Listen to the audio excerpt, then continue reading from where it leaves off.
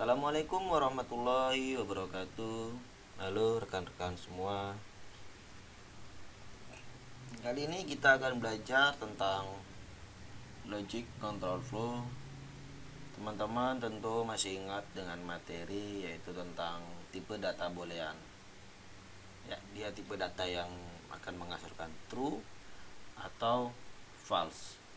Jika lupa silakan diingatkan kembali karena untuk logic control kita akan menggunakannya. Selain boolean, teman-teman masih ingat dengan perbandingan operasi perbandingan. Kalau lupa ingat-ingat lagi. Kali ini kita akan belajar tentang sebuah percabangan di mana akan membandingkan satu dengan yang lainnya yang akan menghasilkan true dan false. Jika teman-teman sebelumnya pernah belajar tentang percabangan, itu akan sangatlah mudah. Jika belum, tenang aja, kita akan belajar sama-sama. Istilah percabangan ini muncul karena proses alur dari program yang bercabang. Percabangan ini menggunakan logika yaitu if dan else atau jika dan maka. Jika if, jika true akan dikerjakan sesuatu, jika tidak maka dilakukan else, jika kerjakan yang lainnya. Hal ini disebut percabangan karena ada pilihan terhadap sebuah kondisi yang tadi, yaitu kondisi tentang true dan false. Jika true ada yang dikerjakan, begitu juga dengan false. Percabangan disebut juga dengan control flow, decision, struktur if, struktur kondisi, dan lain-lain. Jadi nggak usah heran jika ada nama lainnya. Percabangan memiliki kemampuan untuk menentukan keputusan dalam program, apakah dia menjadi true atau menjadi false. Kali ini kita akan membahas yaitu percabangan menggunakan if terlebih dahulu. Jadi ketika if kejadian sesuatu, maka apa yang akan kita lakukan? Misalkan ada sebuah inputan atau sebuah nilai dengan input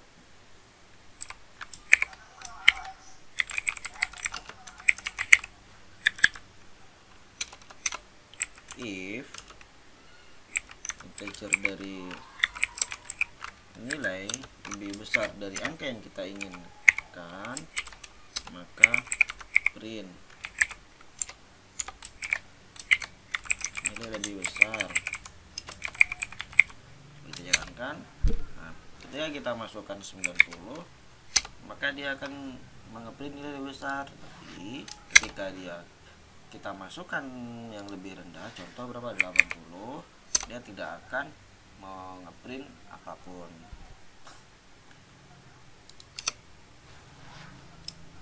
Jika kondisinya sama 85, ini juga tidak akan print apapun. Selanjutnya dalam if ini ada pasangannya yaitu else.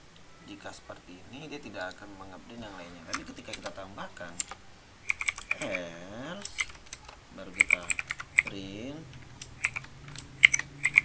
ternyata tidak lebih besar.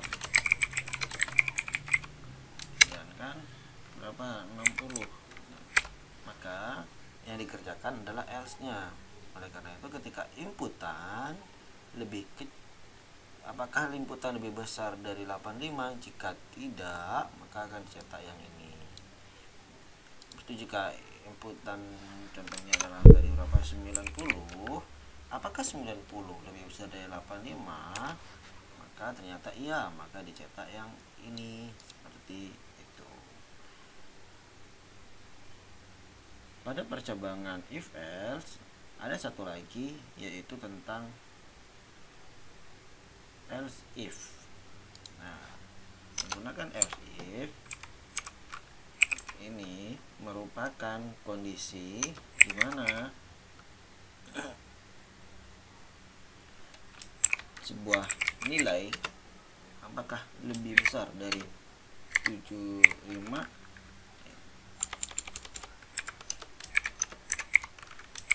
jika ya print lebih besar dari 75.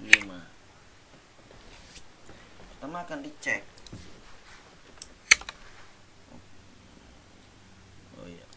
salah di sini.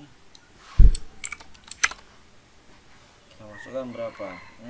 76. Nah, dia lebih besar dari 75. Jadi kondisinya ketika diinputkan sebuah nilai yaitu 76, apakah lebih besar dari 85? Oh tidak, maka dicek oleh elif. Nah, dicek apakah 76 lebih besar dari 75? Iya, maka dipilih yang oh iya lebih besar dari 75. Tapi ketika lebih kecil maka di print yang ini. Oh ternyata tidak lebih besar. Teman-teman dalam penulisannya bisa juga lebih pendek. Sebagai contoh seperti ini, ada sebuah inputan, lalu if, ini untuk memperpendek aja, maksudnya sama, yaitu if integer dalam kurung nilai lebih besar dari 85, maka di print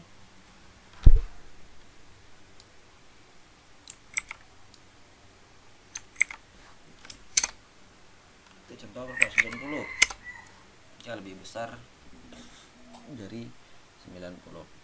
Ini untuk memperpendek tulisan jadi satu baris. Terus kalau gimana kalau cuman if else? Nah, ketika hanya if, kita ngeri if aja, habis itu yang if else itu gimana? Kondisi print yang pertama itu ada di depan, print nilai lebih besar gitu kan.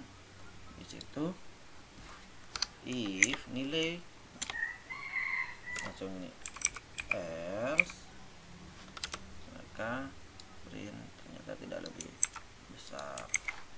Bayangkan berapa ya, 80 kan tidak lebih besar dari 85. Nah, ternyata tidak lebih besar 80 dari 85. Gunanya ini hanyalah untuk memperpendek dari penulisan. Kalau tadi kan agak panjang. Lalu teman-teman bisa menggunakan operator yang namanya AND, OR, ataupun yang lainnya, atau penggabungan kayak habis AND, OR gitu kan gitu. Kita contohkan aja yang N aja. Nilai A sama dengan 10, nilai B sama dengan 20, nilai C sama dengan 30. If A lebih besar dari B, lalu gimana sih ketika kita ingin menggunakan yang N? Kita gunakan N gitu kan. B lebih besar dari C, maka bisa kita print ternyata C paling besar ya kan.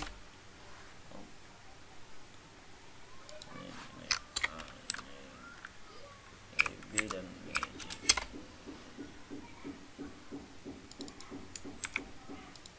Ini kesalahan. Nilai A, nilai B, kan. Nilai A, nilai B, dan nilai C.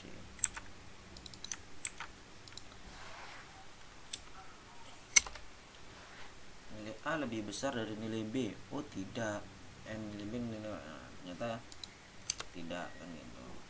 Terus gimana kalau di nilai A lebih kecil dari nilai B dan nilai B dari nilai C? Nah, karena oh ya nilai C ternyata yang terbesar. Gimana kalau kita kondisinya adalah OR, ternyata nilai C agak besar ya, bisa dibilang besar. Ketika nilai C lebih kecil dari nilai B. Jadi Jadi ketika dia menggunakan and, keduanya harus true. Ketika menggunakan or, salah satunya true, bisa digunakan. Sekian materi tentang logic control, teman-teman harap pahami tentang penggunaan if else nya. Saya akhiri, assalamualaikum warahmatullahi wabarakatuh.